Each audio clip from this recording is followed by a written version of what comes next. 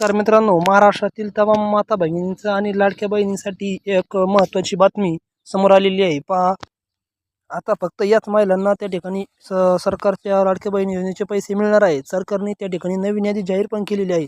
त्या ठिकाणी अशा प्रकारे तुमचे नाव तुम्ही यादीत तपासू शकता. महाराष्ट्र सरकारने सुरू केलेली लाडकी बहीण योजनेला 2.5 लाख महिलांपेक्षा ते 2.5 लाख कोटी महिलांनी याचा लाभ घेतलेला आहे. आता त्या ठिकाणी लाडकी बहीण योजनेच्या पात्र महिलांसाठी सर्वात मोठी बातमी त्या ठिकाणी समोर आलेली आहे आणि याची चर्चा जोरदार सुरू आहे. त्याप्रमाणे सरकार काही निवडक महिलांना या योजनेचा लाभ दिला जाणार आहे अशी माहिती समोर येत आहे आणि लाखो महिलांना या योजनेतून वगळण्यात पण येणार आहे. तर अशी माहिती या ठिकाणी समोर येत आहे. तर आज या ठिकाणी आपण या व्हिडिओच्या संदर्भात सविस्तर माहिती पुढे पाहणार आहोत. त्यासाठी व्हिडिओ संपूर्णपणे शेवटपणे पहा आणि व्हिडिओ आवडला तर व्हिडिओला एक लाईक आणि चॅनलवर नवीन असाल तर चॅनलला सबस्क्राईब नक्की करा. तर नमस्कार, मी ऋतिक आणि तुम्हाला तर माहितीच आहे आपली तर एकच साईट आहे, ती फक्त मराठी साईट. तर महाराष्ट्र राज्यामध्ये सर्वात चर्चेत असलेली लाडकी बहीण योजना या योजनेच्या मदतीने महायुती सरकारला मोठे यश प्राप्त झालेले आहे. तर त्या ठिकाणी महायुतीच्या अनेक नेत्यांकडून विधानसभा निवडणुकीच्या प्रचारादरम्यान महिलांना आश्वासन देण्यात आलं होतं की या ठिकाणी 2100 रुपये महिना दिला जाईल.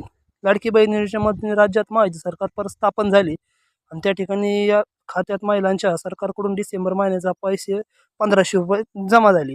तर या ठिकाणी आता सरकार लाडकी बहीण योजनेच्या अर्जाची फेरपडताळणी करणार आहे. अशी चर्चा जोरदार सुरू आहे आणि ज्या महिला योजनेच्या निकषात बसणार नाही आहेत त्यांना अशा महिलांना योजनेतून वगळण्यात पण येणार आहे. तर या संदर्भात अनेक मोठी माहिती मिळाली असता महाराष्ट्र सरकारकडून सरसकट मंजूर अर्जाची पडताळणी केली जाणार नाही. ज्या महिलाच्या अर्जासंदर्भात महिला व बालकल्याण विभागाकडे तक्रार केली आहे तेथील त्याच महिलेच्या अर्जाची पुन्हा पडताळणी केली जाणार आहे आणि जर महिला योजनेच्या निकषात बसणार नाही तर त्या महिला कायमस्वरूपी योजनेतून वगळण्यात येणार आहेत. तर त्या ठिकाणी आता फक्त याच महिलांना पैसे मिळणार आहे. कोणत्या तर पहा, राज्याचे मुख्यमंत्री देवेंद्र फडणवीस यांनी या योजनेसंदर्भात महत्त्वाची माहिती दिली. ते माध्यमांशी बोलत असताना लाडकी बहीण योजनेसंदर्भात त्यांना पत्रकारांनी प्रश्न देखील विचारले. तर ज्या महिला योजनेच्या निकषात बसणार नाही त्या महिलांना योजनेतून वगळण्यात येणार आहेत आणि त्याप्रमाणे ज्या महिला योजनेच्या निकषामध्ये बसतात अशा सर्व पात्र महिलांना योजनेअंतर्गत लाभ कंटिन्यू म्हणजे कायम मिळत राहणार आहे. आता कारण सरकार फक्त गरीब परिवारातील महिलांनाच लाभ मिळावा यासाठी योजना सुरू केलेली होती.